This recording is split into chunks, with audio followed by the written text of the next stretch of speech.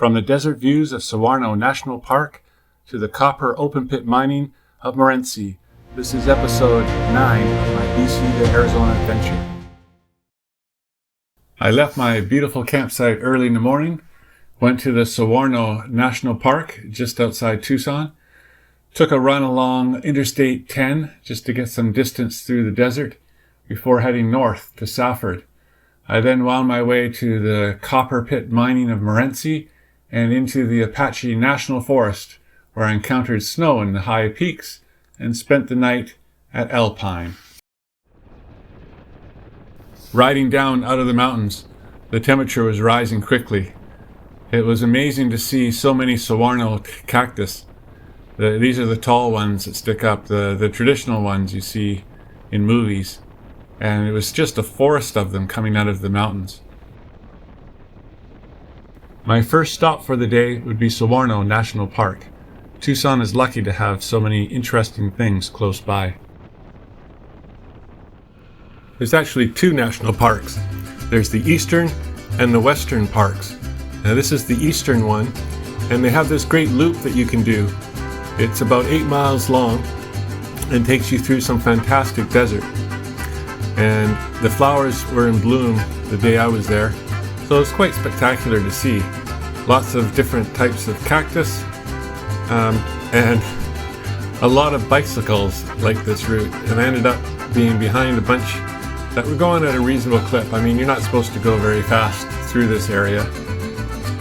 The other interesting thing was I showed up on Earth Day, so it was a free day in the park.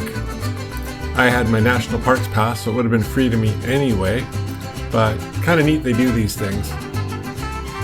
It did mean the park was probably busier than it would have been otherwise on an April day, but there you go. A couple people out hiking, giving us a good little wave. Yeah, oh yeah, look at this. This is a wash where the rain comes and wipes out the area.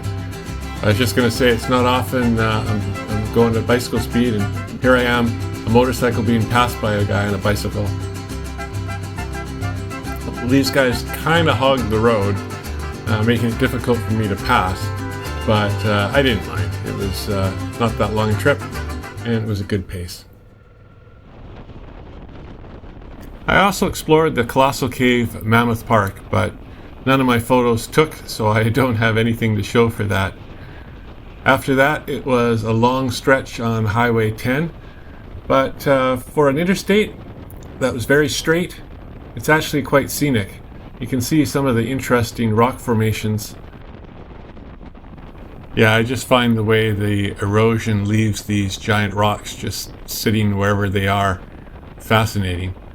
And even the way the rock is blasted out for the highway itself, the way the rock is cut, I find that interesting to look at too. I guess I'm a big fan of rocky formations, so I enjoy the desert.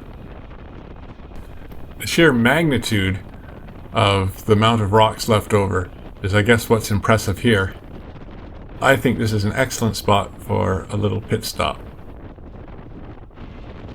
One of the things Arizona is known for is how much the terrain and scenery can change, including the climate. So I found myself heading northward and leaving the cactus-style desert and hitting more of a plain-style desert with more shrubs and sagebrush, that kind of thing.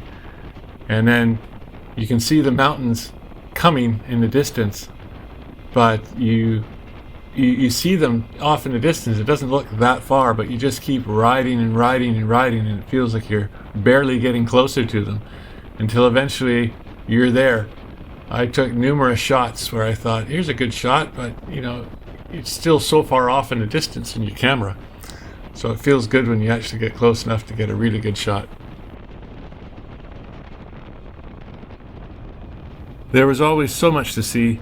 It's never boring in the desert. Sometimes, too, I find the sky looks more like a painting than real life, like I think it does here. So now I'm at Morenci, which is a gigantic open pit copper mine. And it may be the biggest mine in the United States. It was advertised as that somewhere. I'm not sure if it's actually the biggest or one of the biggest, but it is huge. And here I am at the beginning, and I thought this was, the mine, the size of it. And I thought, wow, this is huge. But there's more around the corner, and this is barely the beginning. The scale is almost impossible to comprehend. I mean, you're looking at multiple mountain peaks that are being mined and torn down to get to the copper and some other minerals as well. So here's some of the infrastructure that they have in place.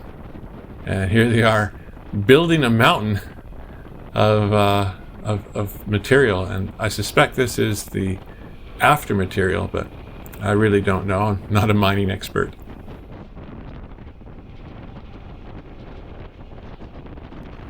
Managed to get a great glare effect here on the camera.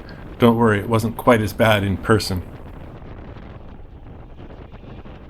This mine was created in 1879 as an underground mine, and it was converted to an open pit mine around 1937. It's got 3.2 billion tons of reserve, and even with that, it's estimated that by about 20 years from now, the mine will be exhausted, which is so hard to believe because you look at it and it's just mountains and mountains. It's absolutely amazing. Here's a shot of one of the extra large dump trucks used by the mining company. It's hard to tell from this angle, but it's a lot bigger than a regular dump truck. And we're going to get another one of those halo effects here coming through the tunnel. But again, I rode for miles and I kept encountering, like right now, there's a mine to my left. You can see the dust from the active mining straight ahead of me. And as I turn the corner, there's more mining to the right of me. And these are mountains. More than one mountain has been carved down to get to this ore.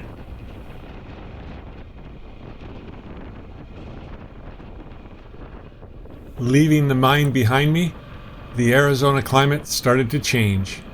I was now in tall trees in a temperate forest. The air temperature was pleasant, whereas it had been quite hot up until now. But I kept climbing higher and higher into the mountains. And look, no guardrails whatsoever. Just stay on the road. Beautiful scenery up here, and very twisty. The road conditions, not that great. It was fairly damaged and repaired with what are they called? The asphalt snakes? Or the tar snakes? Yeah. It felt so great to be doing twisties again. Oh man, the mountain twisties are the best, where you're going up into the air and twisting the bike and you're accelerating with each turn. I just love it.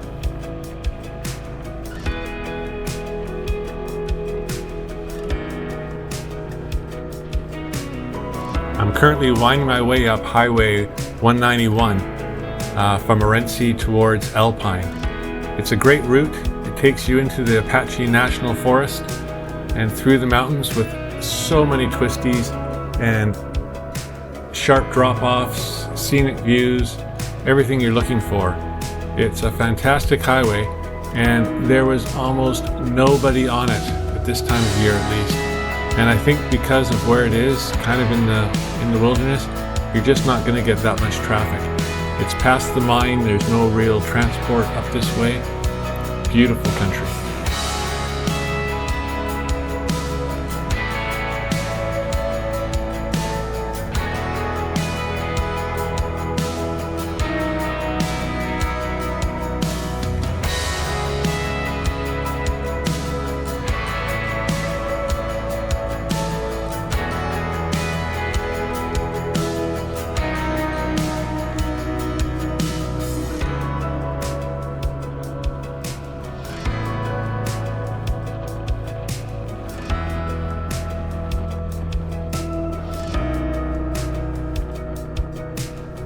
Eventually I reached a mountain plateau.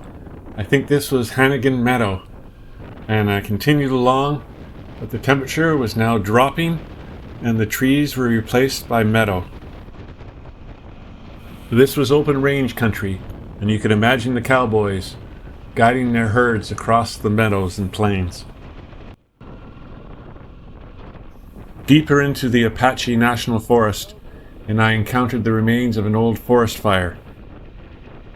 It's important to remember that some species of trees would not be able to regrow without forest fires, a natural part of the ecosystem. But what would a Moto Venturer report be without an encounter with snow?